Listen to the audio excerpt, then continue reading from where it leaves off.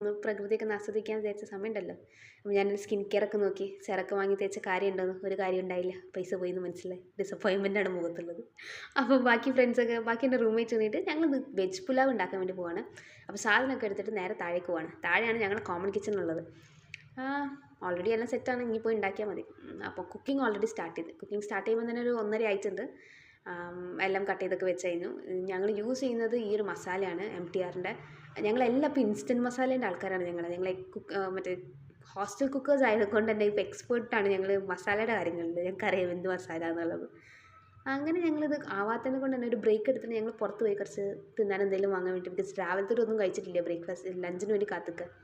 അതൊക്കെ വന്നു കഴിഞ്ഞപ്പം പിന്നെ ഫുഡ് റെഡിയായി. ഫുഡ് റെഡിയാകുമ്പോൾ ഒരു 3:30 ആയിട്ടുണ്ട്. അതൊക്കെ കൊണ്ട് വെച്ച് ഞങ്ങളൊക്കെ എക്സ്പേർട്ട് കുക്കിംഗ് ആയതിനെക്കൊണ്ട് പെട്ടെന്നാണ് ഫുഡ് റെഡി ആയത്. എല്ലാവരും വിശന്നിട്ട് പണ്ടാരായി. പിന്നെ ഞങ്ങൾ അവിടുന്ന് ഇരുന്ന് കഴിക്കാൻ തുടങ്ങി.